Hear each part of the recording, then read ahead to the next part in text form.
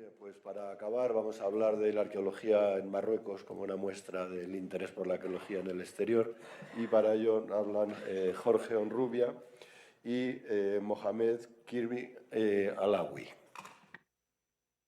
Muchas gracias, Andrés, y muy buenas noches. Yo voy a intentar ser muy breve, de verdad, ¿eh? No como suele pasar, que empiezo a hablar y hablar, porque llevamos casi que sobre la hora.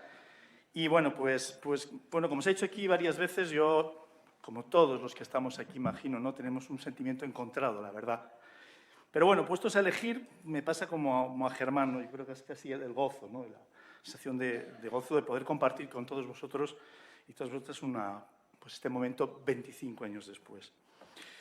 Con lo cual estoy encantado, de verdad, en participar en esta, como yo le llamo, fantasmagoría, ¿no? Porque es verdad, sin linternas mágicas y sin trampas y cartones, ¿no? Porque en realidad evocar al que se ha ido pero no acaba de marcharse, al que está y no está, es como evocar un espectro, ¿no? Un fantasma, en el mejor sentido de la palabra. Uno pensará mal, ¿no? Hablando de Manolo.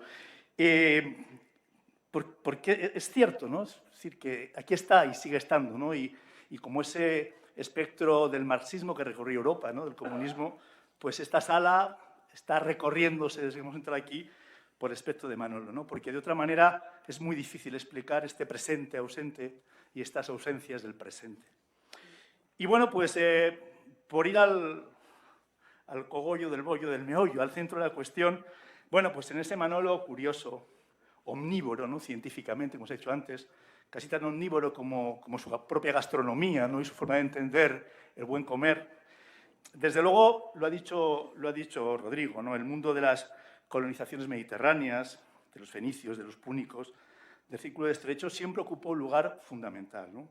Bueno, desde las excavaciones de La Joya, con Juan Pedro y contigo, La Tiñosa y Niebla con María Belén, el viaje, ¿no?, a Líbano y a Siria. Y en el caso de Marruecos, que es de lo que vamos a hablar, esa parte más exótica de Manolo, pues un viaje iniciático en todos los sentidos, que él realizaba con frecuencia al norte de Marruecos de la mano de Michel Ponsic, que fue esa especie de mediador, ¿no?, que durante muchos años, a caballo entre el norte de África y la Casa de Velázquez, introdujo a tanta gente, a tantos arqueólogos y arqueólogas españoles, a mí entre otros, en los arcanos de la arqueología norteafricana, que nos hizo conocer y amar el norte de África. Y en ese viaje visita Lixus, y yo tengo para mí, por lo que hablaba con él, que desde ese mismo momento Manolo, que tenía las cosas muy claras, tuvo muy claro que él quería suceder a don Miguel Tarradell en las excavaciones de Lixus, ¿no? Retomar esa antorcha de ese trabajo encomiable, que todos los que hemos trabajado en Marruecos, y me corregirá Mohamed, conocemos bien, de don Miguel Tarradell al frente del Servicio de Arqueología del Protectorado Español de Marruecos y sus trabajos en Lixus entre el 48 y el 59. Pero bueno, esto que era un empeño, pues no fue nada fácil, la verdad. Hubo que montar ni más ni menos que un protocolo de cooperación hispano-marroquí en materia de arqueología y patrimonio para que este afán de Manuel Fernández Miranda se hiciera realidad. Y no voy a entrar en detalles de todo lo que eso supuso, de las gestiones, de los contactos, que solo Manuel Fernández Miranda podía hacer. Estamos hablando del año 88, bueno, esto se fraguó a partir del año 86, bueno, él acaba de salir del ministerio, pero tenía muy buenos contactos, muy buenas relaciones en exteriores, en cultura. Y bueno, pues esto fue fraguando poco a poco, fue difícil, fue un ir y venir, se firmó un primer protocolo en el 88, recién estrenada la primera campaña de campo, hay una querella diplomática bastante seria que hace que el protocolo se anule de la noche a la mañana. Hubo que esperar otros 3 años de negociaciones pacientes para que esto, bueno, pues pudiera otra vez ponerse en marcha. Pero bueno, gracias a él, gracias a su tesón, gracias a sus contactos, a su buen hacer, a su inteligencia rara, esto se pudo poner en marcha. Con toda una serie de trabajos previos, ya digo, de contactos, de viajes, de exploración, de reconocimiento, en los que muchas personas no han tenido un papel muy importante. Luego, Nines Querol, que no sé si está por aquí, por aquel entonces, originalmente subdirectora general de Arqueología, y una persona que está ahí y que yo quiero mostrar hoy también aquí porque también es un homenaje a Jesús Martín de Guzmán, hace 25 años que murió, con la misma edad que Manolo, 48 años. Qué jóvenes, caramba, qué pena qué tragedia. Y bueno, pues ahí están los dos, ¿no? Unidos por la edad, cumplían años en octubre los dos. Celso murió en julio, perdón, Manuel murió en julio y Celso en noviembre. Pero bueno, también estuvo en el museo, aquí están. Y aquí están, pues eso, pues gente como Concha, esa intrépida choferesa por las inquietantes rutas marroquíes, hay que querer mucho a Manolo para embarcarse, ¿no?, en esos viajes, donde, claro, que conducía siempre, ¿no? Él conducía, ¿verdad? Él se ponía al lado y iba conduciendo, aceleraba, frenaba, era tan fácil sentarse al lado del conductor, ¿no?, y decir, ya no adelanta, ya no adelantes, y cuidado con el borrico, en fin. Bueno, pues ahí estaba Concha, Margarita, en fin, mucha gente, y no quiero nombrar a todo el mundo porque me olvidaré de algunos, pero bueno, ahí estuvimos. Y bueno, a raíz de estos contactos, estas relaciones, se firma ni más ni menos que el protocolo y se crea un programa español de cooperación arqueológica con Marruecos, del que Manolo pues, recibe el encargo de dirigir y de coordinar por la parte del Ministerio de Cultura español. Es un convenio suscrito entre el Ministerio de Cultura español y el Ministerio de Cultura marroquí. Es un convenio que intenta dar un marco jurídico a esa idea de poder empezar a trabajar en Marruecos. Y esto hay que decirlo también, no solamente en los campos, en este caso la arqueología de las colonias fenicias y púnicas, que interesaban especialmente a Manolo, ni muchísimo menos, ¿no?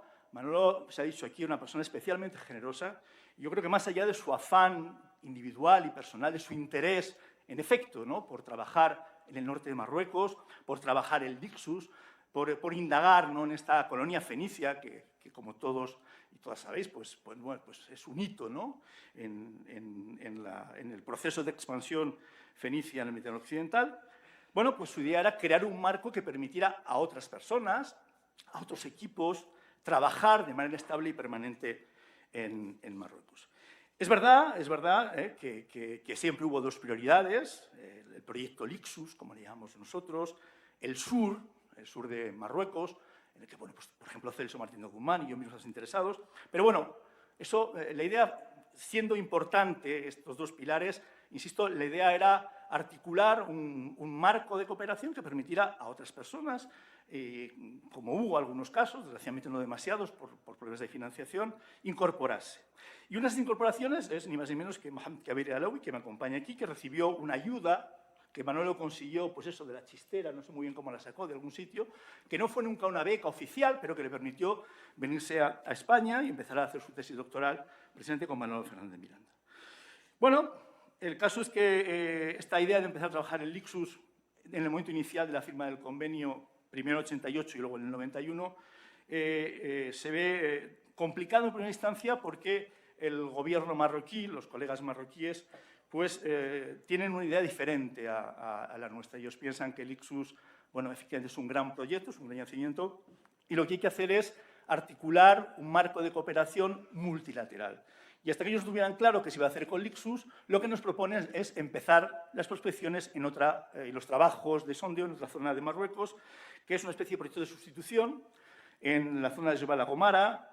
Para los que conozcan Marruecos, bueno, es prácticamente de Sauen, el río Lau discurre al pie de Sauen hasta el mar Mediterráneo, y ahí empezamos a trabajar en el año 88, una primera campaña, y luego, efectivamente, una interrupción debido al problema diplomático que os he mencionado antes, y retomar los trabajos en el año 92 y 93. Y bueno, la suerte de estas cosas no fue algo buscado. El azar quiso que uno de esos yacimientos que se localizaron y se sondearon en este poco tiempo que duró este programa, pues que efectivamente, en cuanto se pudo, se reorientó este programa para poder trabajar en Lixus, fue un yacimiento indígena con material de importación fenicio que hizo las delicias de Manolo Fernández Miranda, del que va a hablar rápidamente Mohamed Keshkush, con fechas en torno al siglo VII, antes de la era común. El proyecto Lixus pudo empezar, al fin, efectivamente, en el año 92, cuando acababa el proyecto Jebel Gomara, acababa un poco por imposición de la parte española, que fue al principio mal comprendida por los interlocutores marroquíes, pero entendieron perfectamente que, en fin, que había que hacer un esfuerzo, y si había que hacer un esfuerzo, uno solo tenía que ser el Lixus. Con un estudio de materiales, de los materiales cerámicos que existían en el Museo de Tetuán, en su momento exhumados por don Miguel Tarradell, especialmente los de la cata del Algarrobo, llamado así por un árbol, ¿no? El Algarrobo, el único algarrobo de la colina de Xumis, y el conjunto C de Montalbán, de una cata conocida como Cata Basílica. Estuvieron que participaron María Belén, José Luis Escacena, Carmen López de Roa y Alicia Rodero, para empezar a trabajar en el año 94. En realidad, el año 94, el verano del 94, era el primer año en que por fin, se iba a poder empezar a trabajar el Lixus, con una primera actividad muy modesta de limpieza y documentación del sondeo del Algarrobo abierto por don Miguel Tarradell. Bueno, no falta que les diga, no falta que os diga que precisamente el 16 de julio de este año, mes y medio antes de empezar los trabajos, bueno, 2 meses, 1 de septiembre, fallece Manolo. Y bueno, esos trabajos empiezan por fin el año siguiente, el año 95, de la mano de Carmen Aranegui, aquí presente, que tuvo la valentía, el coraje de asumir ese papel, que era el suyo y que no era el suyo. Carmen tenía otros proyectos, se acaba de marchar para Lixus, pero bueno, en la línea de lo que se había pactado con la parte marroquí, dirigió entre 2 campañas, 95 y 99, este proyecto. En fin, hablará Mohamed Kebiri de lo que pasó en estos años, en estos 2 primeros y en los siguientes. Y yo lo único que quiero decir, para acabar, es que, bueno, en todo lo demás, que no tiene que ver con este proyecto del Lixus y de las colonizaciones fenicias y punias de Marruecos, yo tengo que decir que para mí, pues don Manolo Fernández Miranda, además de muchas cosas, de maestro, que me permitió además ser su amigo, ¿no? A pesar de que hubiera 14 años de diferencia de edad, pues me permitió cumplir un sueño. Cumplir un sueño que fue excavar el norte de África, ¿no? Esa cosa fascinante y exótica, ¿no? Yo fui a Canarias, que era lo más cerca que había el norte de África por entonces, ya el Sáhara no era español, aquí donde se ejercitó Rodrigo, y bueno, pues yo tenía esta fascinación, y bueno, pues a partir de ahí, gracias a él, y solo gracias a él, bueno, y a más gente, pero sobre todo ese impulso, a su carácter visionario, a su generosidad, pues bueno, aquí estamos, allí estamos, 25 años después. Acabo de llegar de Agadir, ayer estaba en Agadir, participando en unas jornadas, bueno, muy interesantes. Hay un proyecto de recuperación de Agadir Ufela, es una fortaleza que preside, que domina la bahía de Agadir, que es el único testimonio en pie relativamente del terremoto de Agadir del año 60, que recordaréis alguno de vosotros, que causó en torno a 12 o 14.000 víctimas. Y bueno, el gobierno marroquí, y sobre todo el Palacio Real, y aquí estos son palabras mayores, el rey, M6, como dicen los marroquíes, tiene mucho interés en recuperar, en el marco de una actividad memorial, parte de Salcazaba. Nos han llamado para que hagamos una parte de asistencia arqueológica, un trabajo de arqueología preventiva. Bueno, ahí estaba. ¿Y todo esto por qué lo digo? Pues lo digo porque Manolo está presente. Yo ayer paseaba por Agadir, por el puerto de Agadir, y me acordaba como si fuera ayer, ¿no? De esas comidas, de esas cenas en el puerto. Un día aprendí, que yo me gusta aprender idiomas, lo que era un bugre. Yo jamás había comido un bugre y sabía que se llamaba bogavante. Bueno, pues allí, en esa cena, aprendí que bogavante se dice bugre. Ya era hora. En esa cena, claro, a base de bogavante, os podéis imaginar, ¿no? En fin, que bueno, que de verdad, lo ha dicho antes Germán, es verdad que esto de la amistad no es una cuestión de saldos, ni de acreedores, ¿no? Es una cuestión de otra cosa. Pero yo me siento en duda con Manolo. Y le echo muchísimo, muchísimo de menos. Muchísimo de menos. Cada día. Muchas gracias. Buenas tardes. Yo quería empezar por agradecer a los organizadores por invitarme a tomar la palabra en este acto como alumno norteafricano de Manolo Fernández Miranda. Le conocí por vez primera, lo había dicho Jorge, en mi tierra en 1988, antes de matricular la tesis en la Complutense, bajo su dirección y luego bajo la dirección de la profesora Carmen Aranegui. O sea, el Círculo del Estrecho, visto desde la parte norteafricana, le interesaba a Manolo Fernández Miranda, lo ha dicho mi amigo Jorge, a quien agradezco mucho por la invitación. y como lo sabéis, un concepto creado por Miguel Taradell, y hay muchísimas publicaciones sobre el tema. Uno de los primeros, las actas del Congreso de Ceuta de 1991, y una de las últimas publicaciones es la de 2016, de una jornada que fue organizada en l'École Normale Supérieure de París, sobre precisamente el círculo del estrecho, con una revisión que toca, bueno, a muchas, digamos, partes, entre las cuales la cuestión, digamos, complicada de las implicaciones históricas y cronológicas del término, y el significado, que no toca únicamente las dos, una parte muy, como lo veis sobre el mapa, una parte del norte de Marruecos y del sur de España, sino que pues toca a gran parte del Mediterráneo. O sea,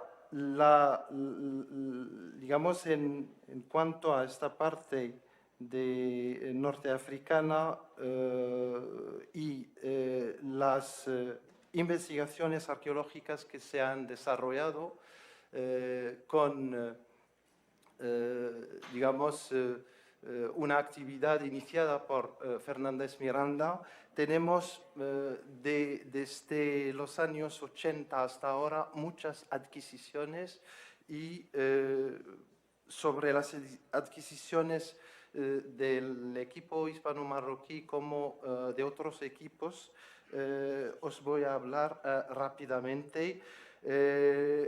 Jorge ha hablado de los inicios de esta actividad por parte del equipo en Wedlaw, o sea, el Valle del Wedlaw, y las prospecciones entre 1988 y 1993, con la identificación de un yacimiento muy interesante, el Kashkush, un yacimiento arcaico indígena, sobre el cual volveré a hablar, y luego, sobre todo, la actividad en el emblemático yacimiento de Lixus, sobre todo entre el 1995 y el 2005. Pues las excavaciones tocan en el yacimiento dos zonas, que son la del Algarrobo y la del Olivo. En el Algarrobo, como lo veis en la planta, pues las estructuras negras pues cubren en amarillo. Disculpad mi castellano, que no ejerzo mucho español fuera de... Pues nada, las estructuras en amarillo, que son de época fenicia, están directamente cubiertas por otras del siglo II antes. Pero estas excavaciones pues nos enseñaron que los establecimientos fenicios en Marruecos, pues en cuanto a las proporciones, pueden oscilar entre unos 10 a 12 hectáreas, que es el caso de la colonia de Lixus, y menos de una hectárea, que es el caso de Kashkush, como luego veremos.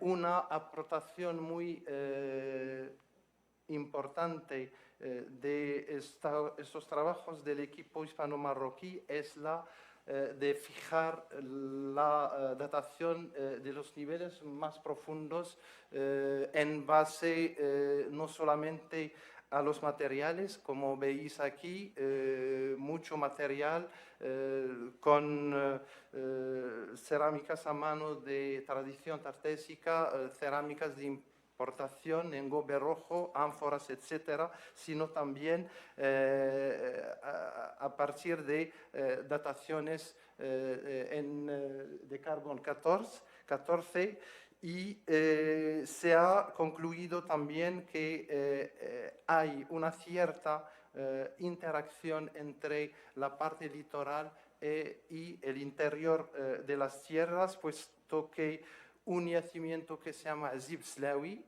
que fue identificado por parte de un equipo marroquí bajo la dirección de Omar Akarraz, director del INSAP, ex director del INSAP, pues este yacimiento proporcionó dos partes, una necrópolis en relación con un hábitat y el conjunto se fecha a partir del siglo VI antes del Cristo. El yacimiento está situado a más de 25 kilómetros al interior de las tierras y está en relación con Lixus por vía de Lucos, que es el gran...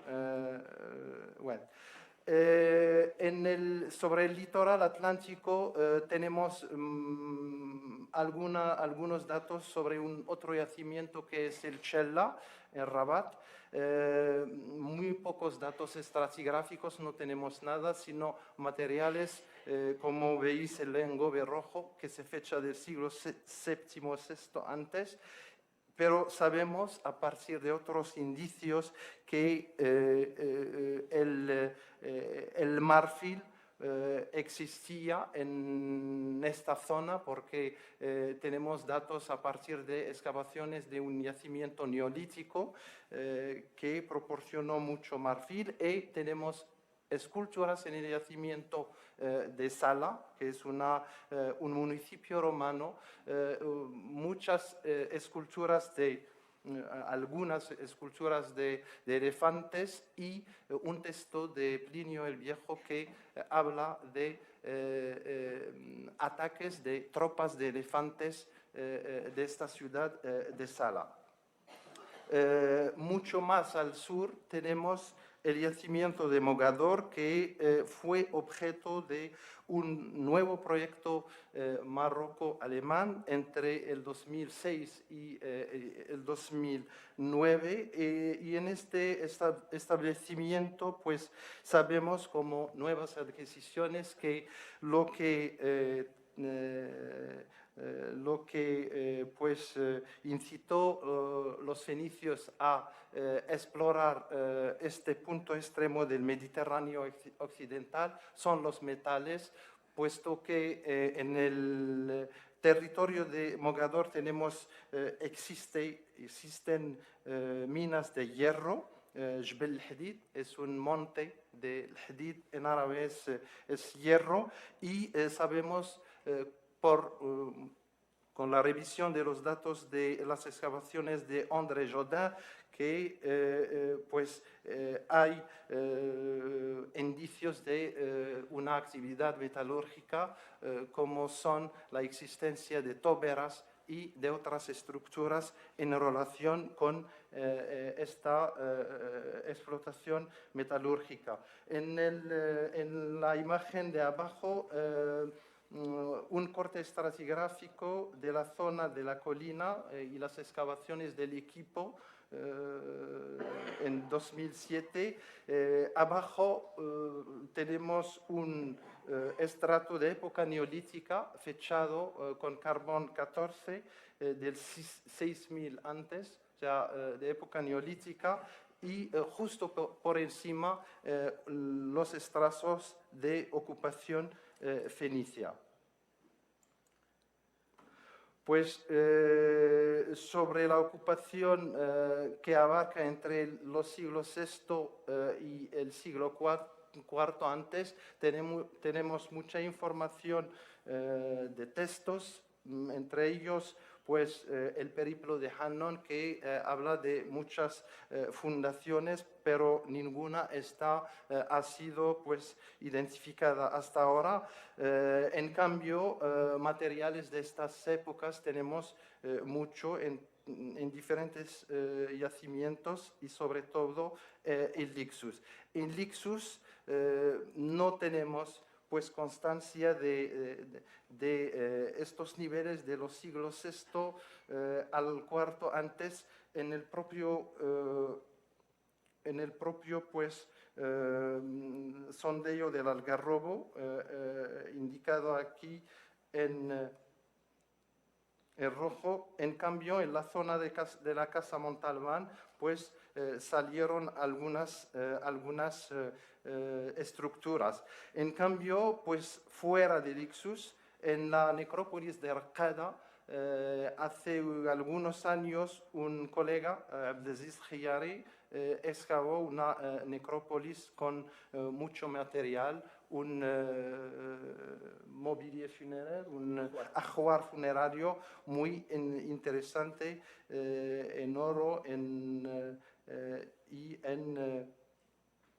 sobre todo en oro y en argent.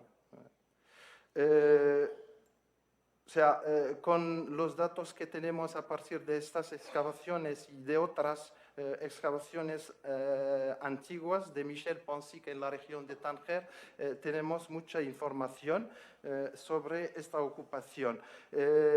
Otro yacimiento que fue objeto de excavaciones recientes, luego, pues, a partir de, digamos, del 2008, es el yacimiento de Cuas, situado a 7 kilómetros al norte de Asila, y en este yacimiento pues, se identificaron evidencias de producción alfarera y con fabricación de algunas ánforas como las Mania Pascuala 4 y las Manias C2P, como veis aquí. Las nuevas excavaciones pues dieron a conocer muchos niveles de ocupación, entre ellos pues niveles de ocupación medieval y luego ocupación de época digamos de finales de época del primero antes, perdón. En esta zona, pues, las excavaciones dieron a conocer parte de una aglomeración mauritana muy interesante, porque el yacimiento fue inicialmente identificado como un taller de fabricación cerámica por Michel Ponsic. Entre los descubrimientos, los más destacados son los de los espacios 19 y 23, con mucho material de importación, cerámicas áticas y otras cerámicas de producción local, que son esas cerámicas pintadas. En 2010, un descubrimiento muy interesante, que es el de un tesoro en un nivel doméstico y no en necrópolis, en el mismo yacimiento, en lo que se llama el espacio 23, con muchos elementos en oro y en plata, entre otros. Este yacimiento pues, es en relación con otro yacimiento que está al norte, que es el yacimiento de Silil, fechado por la ocupación mauritana del siglo III antes. En la zona de la Ciudadela, pues, las excavaciones han puesto al descubierto una vivienda que se fecha del siglo III, con materiales que proceden, las cerámicas pintadas del yacimiento de Cuas. Lo sabemos por estudio de los materiales. Entre las, pues, hay que insistir sobre la existencia de esta facies común entre el sur el sur de España y el norte de Marruecos en cuanto a varios materiales, entre ellos pues las cerámicas tipo Cuas, como le llamamos. En otro yacimiento con información, digamos, de las últimas excavaciones, es el de Tamusida, en la llanura del Garb, a unos 10 kilómetros nada más del litoral atlántico. En otro yacimiento que está un poco al interior, pero sobre el río Sbu, que fue navegable, es el de Banasa, con fechas a partir del siglo por lo menos VI antes de Cristo, y en áreas de ocupación doméstica se han también identificado áreas de producción alfarera.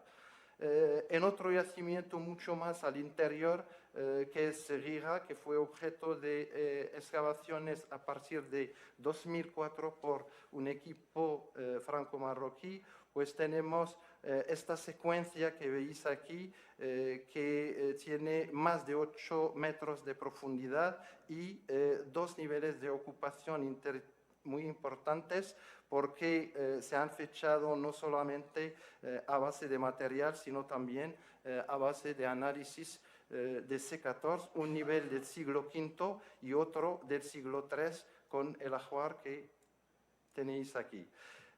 Otro entre los territorios que fueron objeto de exploración y de trabajos recientes son las prospecciones de un equipo ítalo-marroquí.